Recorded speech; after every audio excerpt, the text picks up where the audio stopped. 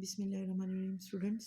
Today our lecture about exercise questions में lecture number 10 second year हमने exercise के जो थे वो 5 questions कर लिए थे लास्ट तक। तो आज हमारी exercise के 6 question से हमने start करना है कि 6 question में कौन कौन से मतलब points हैं। तो मैं hint आपको questions के देते जाऊँगी, उसके accordingly आपने जो है वो questions करते रहना है। देखिए जी, हमारे पास क्वेश्चन नंबर 6 था, a computer while calculating the correlation coefficients. आपने एक computer while calculating the coefficient correlation between two variables के दरमियान आपने कोरिलेशन कोफिशेंट्स को चेक करना है x and y from 25 pairs observations. अब हम नोट डाउन कर लेते हैं कि कौन कौन सी चीज़ें वो हमें अवेलेबल दे रहे हैं। देखिए जी, उसने बोला है कि कोफिशेंट कोरिलेशन मींस कि अपने आर कैलकुलेट करना है। अगर आपने आर कैलकुलेट करना है तो आपके पास आर का फार्मूला है n over summation x y. Formula है n summation x y minus summation x summation y, okay, over under root n summation x square minus summation x whole square summation n summation y square minus summation y whole square. ये आपके पास formula है, इसके ज़रिए आपने जो है वो calculate करने। अब नेक्स्ट करते हैं द 25 पेयर्स। इट्स मीन कि एन उसने आपको दिया है, n is equal to 25 pair का है। आपने correlation coefficient of correlation r calculate करना है। Pair of observation obtained for the following result. उसने रिजल्ट दिए हुए summation x i is equal to 125, summation x i square is equal to 650, summation y i is equal to 100, summation y i square is equal to 460, summation x i is equal to 508। अब उसने बोला हमसे ये है कि it has होएवर letter, कहते बाद में हमें पता चला, discover the time of checking he had copy down 2 pairs. हमारे पास दो जो क्वेश्चन वैल्यूज़ हैं, ये सारी उसने वैल्यूज़ देने के बाद हमसे बोला है कि हमारे पास कुछ वैल्यूज़ ऐसे थी कि उसकी जगह जो है वो हमसे कॉपी डाउन हो गई हैं ये वैल्यू। तो वो कह रहे हैं कि कॉपी डाउन 2 पेयर्स ये थी एक्स 6 एंड 8 और वाई की जगह 14 एंड 6। तो ये हमारे पास एक्चुअली में जो वैल्यू कॉपी डाउन हुई, जबकि करेक्ट वैल्यूज़ थी 8 एंड 6, 12 एंड 8, ठीक है। तो वो उसने हमें बताया है कि ये वैल्यू हमसे ऐड हो गई हैं, जबकि करेक्ट वैल्यूज़ जो थी वो ये थी, ठीक है। अब हमने करना क्या है, उसने हमें गिवन्स में जो वैल्यूज़ दी हैं, मींस कि ये जो क्वेश्चन है ये अनकरेक्टेड है, अनकरेक्टेड सम्स हैं ये जो उसने हमें दिए हैं। कौन कौन से? समीशन एक्स आई उसने हमें 125 दिया है, ठीक है। समीशन एक्स आई स्क्वायर उसने हमें 650, summation y i is equal to 100, summation y i square is equal to 460, summation x i y i is equal to 508, ठीक है। ये हमारे पास उसके सम्स हैं, ठीक है, जो कि अनकरेक्टेड है या इनकरेक्टेड है। इनकरेक्ट आपके पास इसके सम्स हैं। अब हमने क्या करना है, हमने इनको करेक्ट करना है। क्या करना है? करेक्ट करना है। अब करेक्ट कैसे करेंगे बच्चे? करेक्टेड सम्स करने के लिए उसने हमें बता दी है कि जो इनकरेक्टेड वैल्यूज़ थी, जो हमारे पास इनकरेक्ट वैल्यूज़ थी जो कि उससे कैलकुलेट हो गई हैं एक्स एंड वाई। एक्स की थी 6 एंड 14, 8 एंड 6, ये गलती से उससे ऐड हो गई हैं, जबकि करेक्टेड हमारे पास जो वैल्यूज़ थी, करेक्टेड वैल्यूज़ हमारे पास एक्चुअली में थी एक्स आई एंड वाई आई की क्या क्या थी? एक्स आई की थी 8 एंड वाई की थी 12,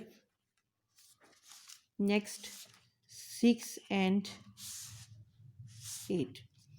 हमारे पास ये वैल्यूज़ हमें ऐड करनी थी, जबकि हमारे पास ये ऐड होगी इन सम्स में। अब हमने इस तरह के क्वेश्चंस पहले भी किए थे, लेकिन वो अर्थमेटिक मीन के लिए किया था। अब हम इसके लिए देखते हैं हमें कैसे इसको सॉल्व आउट करना है। तो बच्चे सबसे पहले आप एक काम करें, यहाँ पे एक्स आई का स्क्वायर ले लें। 6 का आएगा 36, 8 का आएगा 64 और वाई आई का आएगा स्क्वायर,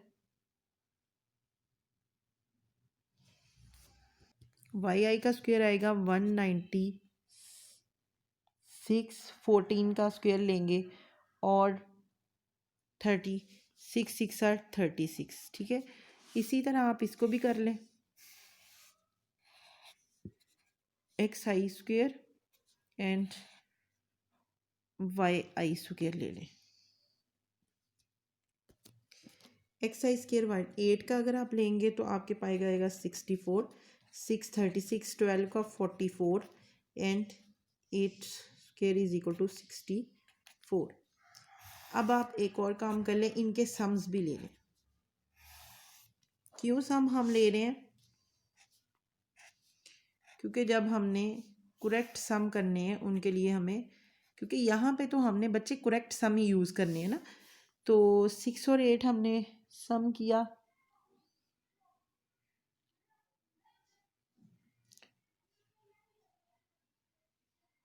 अब हम इनको सम कर लेते हैं।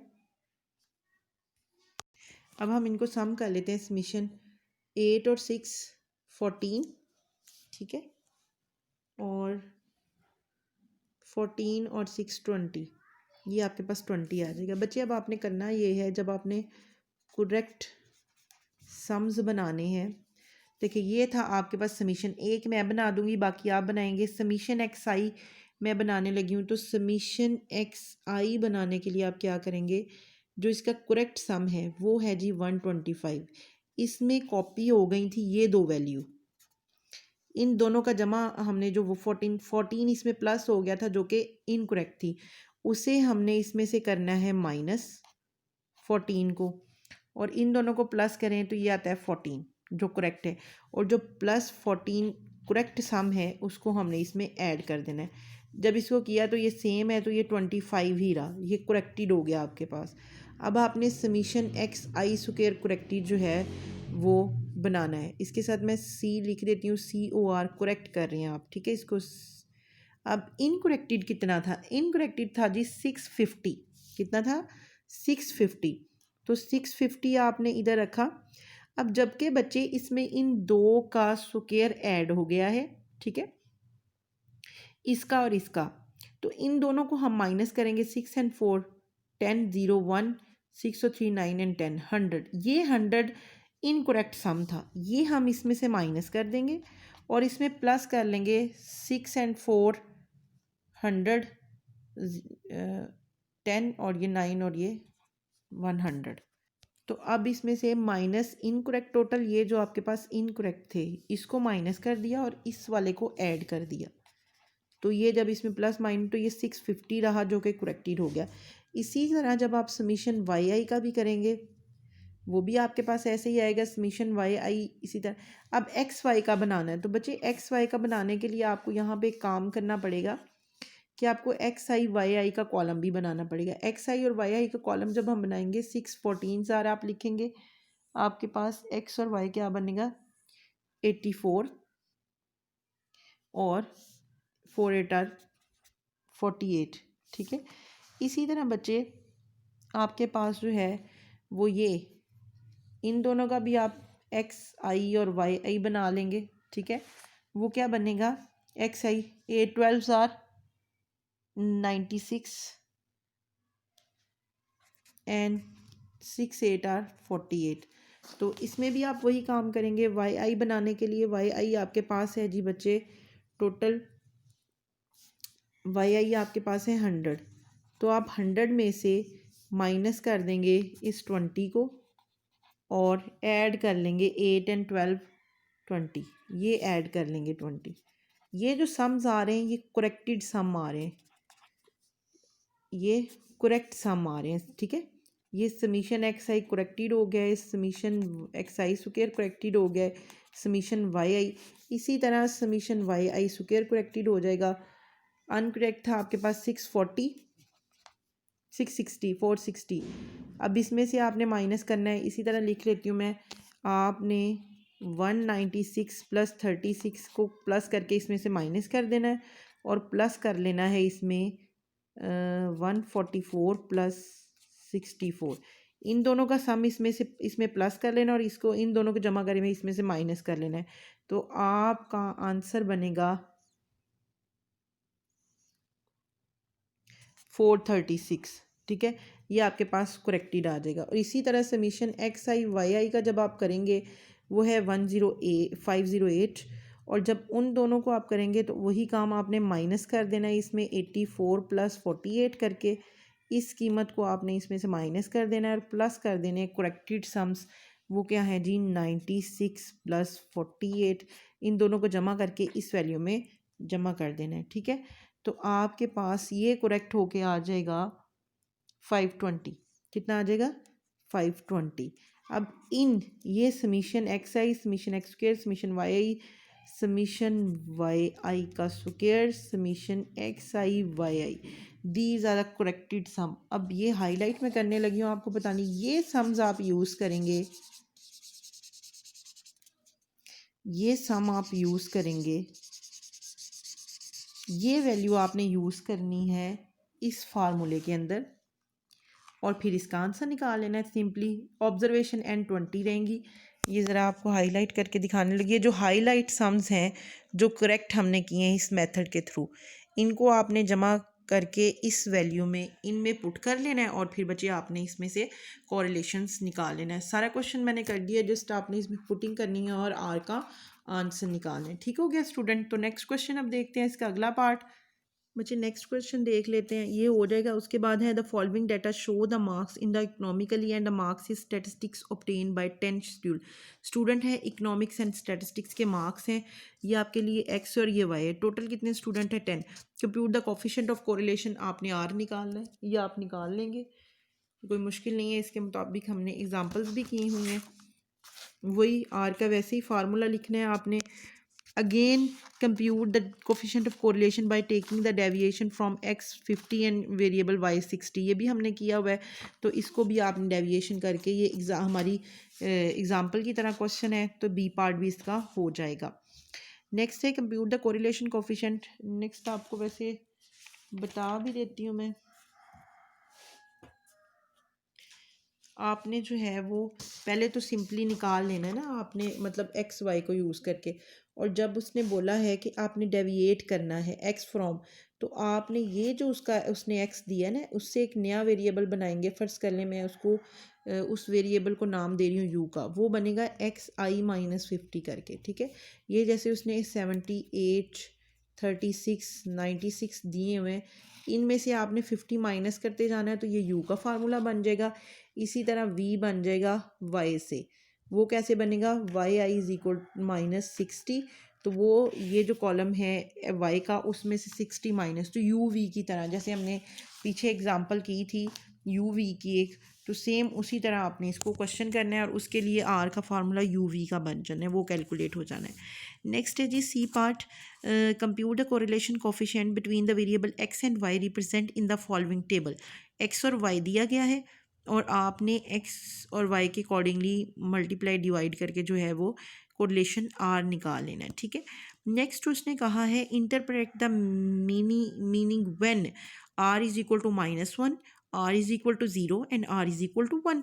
तो ये मैंने आपको पहले ही बताया था कि जब आपके पास जो है वो आर इज इक्वल टू -1 होता है, इसका मतलब है कि आपके पास परफेक्ट जो है परफेक्ट नेगेटिव कोरिलेशन है, लेकिन परफेक्ट नेगेटिव कोरिलेशन है। आर ज़ीरो का मतलब है दैट इज़ नो कोरिलेशन। क्या मतलब है? आर इज़ इक्वल टू -1 का मतलब है कि दैट इज़, मतलब आप कह सकते हैं एक्स और वाई के दरमियान, एक्स और वाई के दरमियान परफेक्ट नेगेटिव कोरिलेशन है। ठीक है, इसका मतलब ये है परफेक्ट नेगेटिव का, तो अगर एक बढ़ रहा है तो दूसरा डिक्रीज़ हो रहा है। इसी तरह आर इज़ इक्वल टू +1 का मतलब है कि परफेक्ट जो है, ये दोनों आपस में रिलेटेड हैं, परफेक्ट जो है वो आपस में पॉजिटिवली कोरिलेटेड है। इसका मतलब ये है कि अगर एक वेरिएबल x बढ़ रहा है तो y भी बढ़ रहा है, और अगर आपके पास r is equal to zero है इसका मतलब है नो कोरिलेशन। आपके पास जो है वो दोनों आपस में कोरिलेटेड नहीं है, मींस कि वो कुछ यूं सेक्टर दे रहे हैं और हमें पता नहीं चल रहा कि क्या उनमें मार्जिन है, मतलब ये इंटरसेक्ट कर रहे हैं दोनों पॉइंट को, तो ये हमारे पास कोई भी कोरिलेशन नहीं बन रहा। ठीक हो गया, ये इसकी इंटरप्रिटेशन है। पार्ट नंबर से की sketch scatter diagram which illustrate the positive correlation, perfect positive correlation, perfect negative and negative correlations, no correlation x and y. तो ये बच्चे अगर आपने देखना हो तो ये आपके पास पीछे उसने यहाँ पे बताया हुआ था कि परफेक्ट कोरिलेशन कब है और परफेक्ट लीनियर इन्वर्स रिलेशनशिप और करेक्ट और नो रिलेशनशिप, जब उसके स्कैटर डायग्राम में कोई रिलेशनशिप्स नहीं है। इस तरह से देखिए एक्सप्लेन कर सकते हैं। Positive linear correlation, perfect positive linear, negative linear, perfect negative linear correlation and no correlation, means के हमारे कुछ इस तरह से साइन होंगे। ठीक है, तो ये चीज़ मैंने आपको यहाँ पे भी बना कर दिखाई है, इस जगह पे भी, तो ये हो जाएगा। क्वेश्चन नंबर 7 का बी पार्ट भी आपसे, sorry question number second two question number 7 का बी पार्ट भी स्केच कर लेंगे आप। From the data given below calculate the coefficient of correlation between the age husband and age of 5। तो ये भी इजली आपने फाइंड द रिग्रेशन कोफिशिएंट, आपने आर बी एक्स वाई और वाई ऑन एक्स, ये भी बच्चे शाबाश आपको आते हैं, हमने पीछे एग्जाम्पल्स की हैं, तो ये क्वेश्चन भी आपका हो जाएगा। नेक्स्ट उसका बी पार्ट है the two regression coefficients are, तो बी एक्स और वाई एक्स को नोट करना है। ये सेम आपकी इस एग्ज़ाम्पल की तरह है, ये वाला फार्मूला इसमें पुट करना है, सेम इस एग्ज़ाम्पल नंबर 14.8 की तरह इसका बी पार्ट है। अगर आप एग्ज़ाम्पल नंबर 14.8 जो मैंने आपको कराई थी उसके अकॉर्डिंगली देखें तो ये क्वेश्चन बिल्कुल सेम उसकी तरह है। Find the regression coefficients in each of the followings, ये बच्चे उन्होंने आपको वैल्यूज़ दी हुई हैं, इसके अकॉर्डिंगली आपने आर के फार्मूले देखने हैं कि यहाँ पे कौन कौन से फिक्स होते हैं। 5 पार्ट हैं, उसके अकॉर्डिंगली आपने टू रिग्रेशन कोफिशिएंट्स निकालने हैं, बी वाई ऑन और x, b y on x और एक्स ऑन वाई के जो आपको डिफरेंट फार्मूलाज दिए हैं उसके अकॉर्डिंगली देखना है कि उसने कौन कौन सी कैलकुलेशंस दी है और वहाँ पे कौन कौन सा फार्मूला लिखना है। ये आपके लिए एज असाइनमेंट है, आपने इसको करना है, और इसमें से जो भी क्वेश्चन आपको प्रॉब्लम करेगा, ये मैक्सिमम क्वेश्चन आपके पास 8 हो गए हैं। नेक्स्ट फिर हम नेक्स्ट में देखेंगे, उसके बारे में आपने अच्छे से बताना है मुझे और इसका आंसर देना है, और कमेंट सेक्शन में आपने यूट्यूब में जाके एक्सप्लेन करना है कि ये पार्ट हमसे हो गया और इसमें हमें थोड़ी प्रॉब्लम है। जो पार्ट आपसे नहीं होएगा वो आपने मुझे कमेंट में बता देना है, वो मैं आपको कंप्लीट जो है वो करके उसका प्रूफ दे दूँगी। ठीक हो गया स्टूडेंट्स, ओके जी, अल्लाह हाफिज़।